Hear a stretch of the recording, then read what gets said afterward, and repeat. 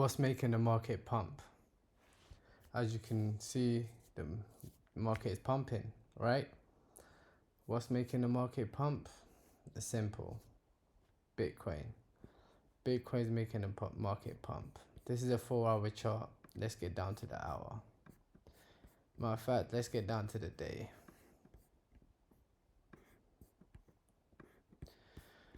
Boom. This is today, 7th, right? Bitcoin's moved. The highest it's gone up is 2.76%. If Bitcoin goes up, let's just round it off here. Let's call it 3%. If Bitcoin goes up 3%, all the other coins go up 10, 15, 16, 12%. Bitcoin just controls the market. That's just how it is. Let me explain to you how Bitcoin controls the market. This is called a Bitcoin dominance chart. Yeah, this is the market cap dominance of this is the market cap BTC dominance. Yeah, so this is at, where is it? This is at 61.89. Yeah, so that means out of all the coins that's in cryptocurrency, 61.89% is into Bitcoin. Do you get what I'm saying now? So like near enough what? Basically 61% of all the money that's in crypto is in Bitcoin. So if Bitcoin goes down, all these other coins feel it, and it hurts them a lot. But if Bitcoin goes up, they pump. They do some crazy numbers. I hope that makes sense. If it doesn't, just leave a comment, and then I'll make a longer video explaining dominance and how it works and all of that. But anyways, let's just get back to Bitcoin, because I really don't want to talk about any other coin apart from Bitcoin right now. Why? Because something interesting is happening right now. Bitcoin's breaking out. Look, let's come off the daily. On the 4-hour, you see it more. Bitcoin's breaking out, right? I mean, every time we touch this trend line, it's gone boom, come down. It's touched it again, it's come down. It's touched it again, it's came down. But now it's broke it, and then it's looking like he wants to do a bullish retest. A bullish retest is when it breaks resistance, and then it comes back, tests it, uses it for support, and it goes up. If you don't know like what I'm talking about, look at my previous video. I explain it. Like, it's simple. The way I break it down, it's easy. Anyone can understand it. Yeah, literally, because I'm the most dumbest person ever, and I can understand like market structure. And the reason why I call myself dumb is not because I'm dumb. Obviously, I'm not dumb. It's because like I made some crazy choices in life. Do you get what I'm saying? Like, I didn't finish school, I didn't get a diploma, I didn't go university, but I love making money. And I just thought to myself, like, without committing crime, how can I make money? Bear in mind, I've loved making money. Like, I love buying jewelry, I love buying watches, I love like driving nice cars, I like wearing nice clothes. All of that is money, right? So I thought to myself, like whatever I choose to do in life, like, I need to be able to make money. And that's why I chose trading, because you can make money, real money. You see what I'm saying? But before you start thinking about money and all of that shit, you need to put the work in. You need to learn. Like, it's simple. It's the same way as a doctor, like, or a brain surgeon, or a footballer. All of these guys, like, they don't just wake up and become great overnight. They put the work in, they work hard, they stay disciplined, and most importantly, they stay consistent. Consistency is key. Whatever you want to do in life, even if you're doing bad, even if you're doing badnesses, committing crime, whatever, consistency is key. That's a fact. If you go in gym, if you're consistent, you see a better result. You see what I'm saying?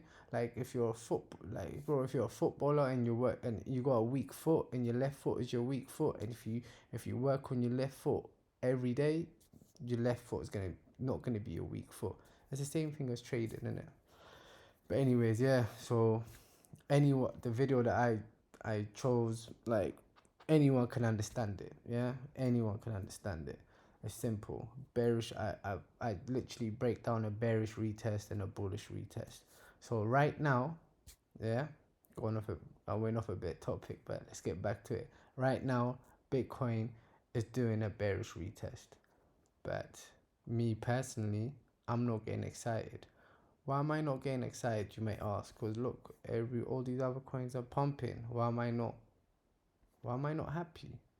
Well, because of one little indicator that's kind of giving me a scary vibes, which is the volume indicator.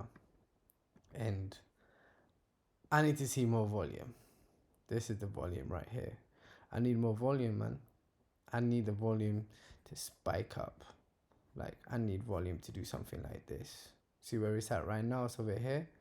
When it broke this yellow trend line over here, this would be the volume here, yeah? I need the volume to spike up here. And obviously, let's turn it green because the volume's green, yeah? I needed that kind of spike from the volume. Over here on this break. On this break, I needed the volume to come down here. If the volume came up here, then I would confirm that breakout. I'll say, yes, Bitcoin has officially broke out. And if Bitcoin broke out, we'll do this. Let me delete this shit. So if Bitcoin broke out, I would expect it to do something like this. Break, retest, and then come back up here to previous all-time high. And then what happens there, God knows. But that's the kind of shit I'll be looking forward to. And that's the kind of shit that'll get me excited. But right now, I'm not excited. I'm borderline scared. And I'm very cautious right now. Very cautious. I've got a couple long entries opened. I opened the other day. I've already put my stop loss in. I already got my stop loss, but I'm already up. Like, I'm changing my take profits as I'm seeing this develop even more and more. I'm changing my take profits in it, like, cause for me personally, I don't like to predict. But if I was gonna predict, I feel like Bitcoin's gonna do this, this, this, and come back down. That's if I was gonna predict. Yeah? But I don't like to predict. I'm just gonna wait to see what happens, and then I'm gonna react. That's what I do. I react. But all I'm saying is right now, cautious. I don't like the way I'm not seeing no volume. Yeah, so we got another 20 minutes until the daily candle closes. Ideally, I would want it to close above this line, and Asia is about to wake up in the next hour. Let's see how Asia treat this. Let's see how my Asian brothers and sisters, when they wake up, how they gonna treat Bitcoin. Because hopefully they see the same thing that we see, and hopefully they decide to buy, they decide to long, and then I'll wake up in Europe, and then I'll see Bitcoin up at some crazy prices, and me and my European brothers and sisters will start buying, and then America will wake up around 1:30 our time, and then they'll start buying, and this is how this thing goes, isn't it? God willing, hopefully that happens. But either way, if Bitcoin does decide to do this and come back down here, best believe I'm not just going to be sitting there watching it. I'm going to close the longs I got on my ENA and on my uni, and I'm going to flip short, and I'm going to start shorting the market. That's the best thing of a day trader. You see what I'm saying? I'm a day trader, I'm a swing trader, and I'm a trend trader. That's just what we do, innit? Like, we adapt, and we always take what the market is willing to give us. But anyways, this is a quick one.